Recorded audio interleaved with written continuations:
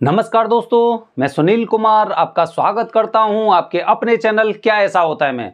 दोस्तों, जब हमारी कुंडली में काल सर्प दोष होता है तो हम बड़े चिंतित हो जाते हैं और सबसे पहले ये जानने का प्रयास करते हैं कि हमें इस काल सर्प दोष के निवारण के लिए कौन सी जगह पूजा करनी चाहिए। जब वो इंटरनेट के माध्यम से यूट्यूब पर, गूगल पर या फिर कहीं पर भी अपने मित्रों के माध्यम से जब वो सर्च करने का प्रयास करते हैं तो बड़े कंफ्यूज हो जाते हैं कि आखिरकार मुझे पूजा कहां पर करानी चाहिए जिससे मुझे उस पूजा का सर्वोत्तम फल प्राप्त हो।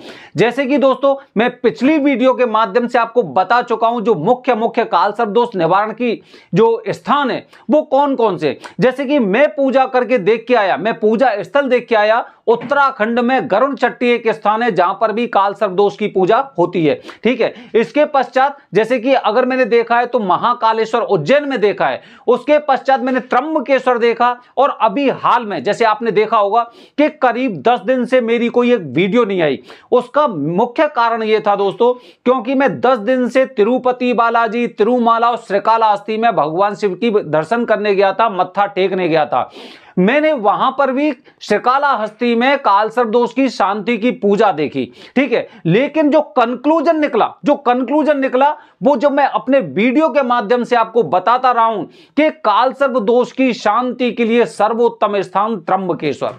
मैंने ये जो 4 स्थान देखे हैं वहां पर चारों स्थानों की मैं बात कर रहा हूं, उनमें सर्वश्रेष्ठ स्थान है त्र्यंबकेश्वर जो काल सर्प दोष पूजा के लिए आपको जाना चाहिए। ठीक है, लेकिन दोस्तों अब इसमें मुझे पूजा कहां पर करनी चाहिए, मुझे आखिरकार कहां पर पूजा करनी चाहिए। अगर मैं श्रीकालाहस्ती की बात करूं, जैसे श्रीकालाहस्ती में मैं देख के आया दोस्तों, तो श्रीकालाहस्ती में मैंने देखा कि वहां पर सिर्फ काल सर्प दोष के माध्यम से, मतलब एक ये मान के चलिए वहां पर राहु और केतु की पूजा होती है। राहु और केतु की पूजा जिसे वो लोग काल सर्प दोष की पूजा बोलते हैं। ठीक है, काल सर्प दोष की पूजा बोलते हैं, लेकिन मुख्यतः वहां पर राहु केतु की पूजा होती है और जो पूरी पूजा की अवधि है वो करीब 40 से 45 मिनट के आसपास की होती है। मैंने उनसे पूछा कि आप ये बताइए 40 से 45 मिनट में आप जो पूजा करने वाले हैं इसमें आपने भगवान गणपति की पूजा नहीं की, आपने पुण्यावाचन वंदना नहीं किया, आपने नांदी श्राद्ध नहीं किया, आपने मातोश्री पूजन नहीं किया, आप नवग्रह की शांति नहीं करा रहे हैं, तो फिर आप किस तरह की पूजा करा रहे हैं। तो वो लोग बताते हैं कि हम लोग राहु और केतु की शांति करते हैं और उसी से काल सर्प दोष खत्म हो जाता है। ठीक है, अगर मैं गरुड़ चट्टी की बात करता हूं तो गरुड़ चट्टी में भी अलग अलग पूजा का विधान है, जो मैं अपने आने वाले वीडियो में बताऊंगा। जो एक मुख्य बात है कि क्या सर्प के जो नाग नागिन के जोड़े उन्हें प्रभावित करना जरूरी होता है या नहीं होता है। ठीक है, अच्छा दोस्तों, तो अब मैं द्वारा से लौट के आता हूं त्र्यंबकेश्वर में। त्र्यंबकेश्वर की पूजा सर्वोत्तम क्यों बताई गई है। त्र्यंबकेश्वर में त्रिदेव मौजूद हैं और माना जाता है कि यहां पर किसी भी तरह की काल सर्प दोष, पितृदोष या त्रिपिंडी श्राद्ध की पूजा कराने का उसका सर्वोत्तम फल मिलता है।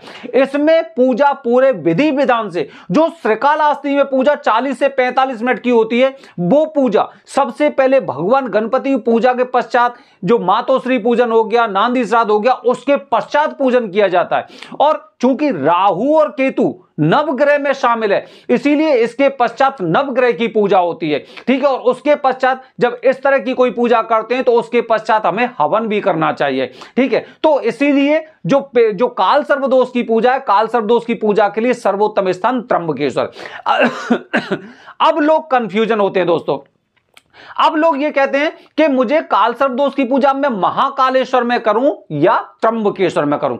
ये एक सबसे ज्यादा पूछा जाने वाला सवाल है, जो ज्यादातर लोग इसी बात को पूछते हैं कि गुरुजी मुझे एक बात बताइए कि मैं पूजा को महाकालेश्वर उज्जैन में करूं या फिर त्र्यंबकेश्वर में करूं। तो आज मैं अपनी वीडियो के माध्यम से आपके इस प्रश्न का एकदम विधिवत तरीके से जवाब देने के लिए तैयार हूं।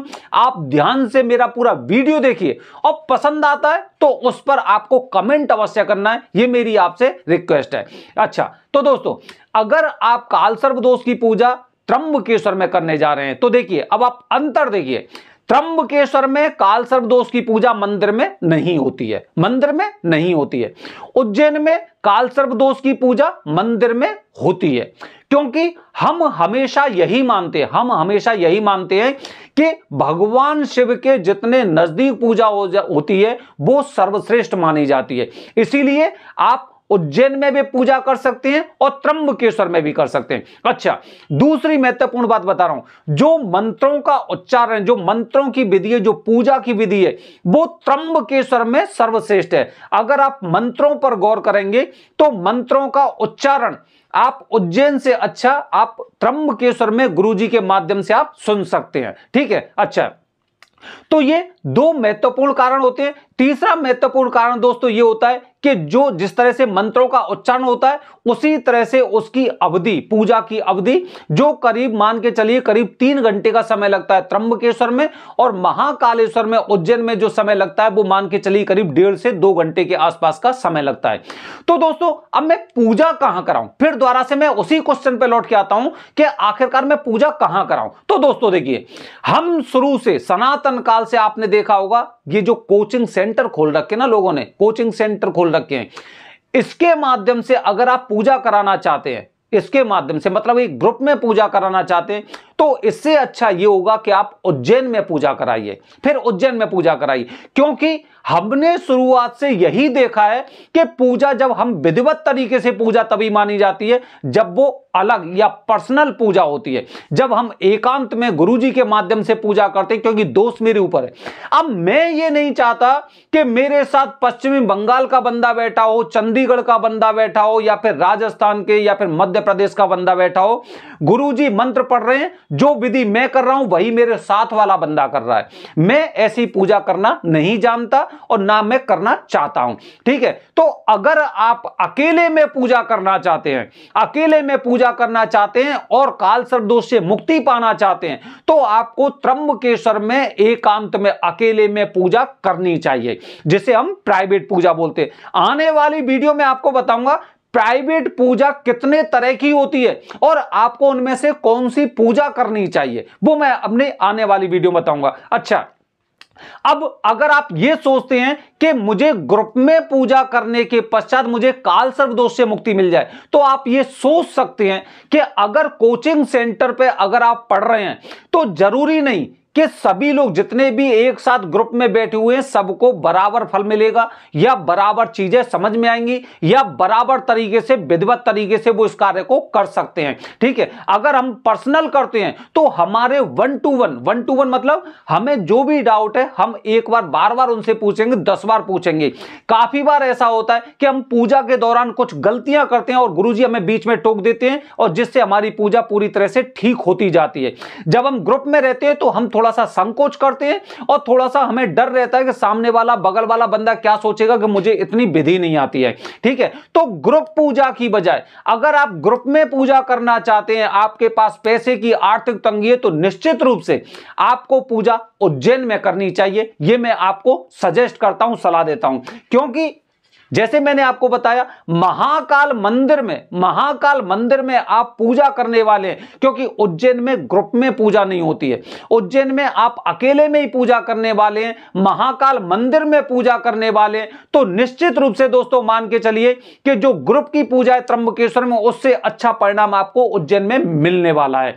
ठीक है, तो अब आपको, मुझे लगता है कि मैं जिस तरह से आपको समझाने का प्रयास कर रहा हूं उस तरह से आप समझ चुके होंगे कि अगर आपको कालसर्प दोष से पूर्णतः मुक्ति चाहिए तो आपको अकेले में, एकांत में, प्राइवेट पूजा आपको त्र्यंबकेश्वर में करनी चाहिए। अगर आप आर्थिक तंगी से अगर जूझ रहे हैं, आपके पास पैसे की कमी है, आप ग्रुप में पूजा करने का प्रयास कर रहे हैं त्र्यंबकेश्वर में, तो उससे अच्छा आपको महाकाल मंदिर में, महाकाल मंदिर परिसर में वहां पर पूजा करनी चाहिए, क्योंकि वहां पर आप अकेले में पूजा करने वाले हैं, महाकाल मंदिर में पूजा करने वाले हैं, मंदिर के गुरुजी से पूजा करने वाले हैं, गर्भगृह के गुरुजी के माध्यम से पूजा करने वाले हैं।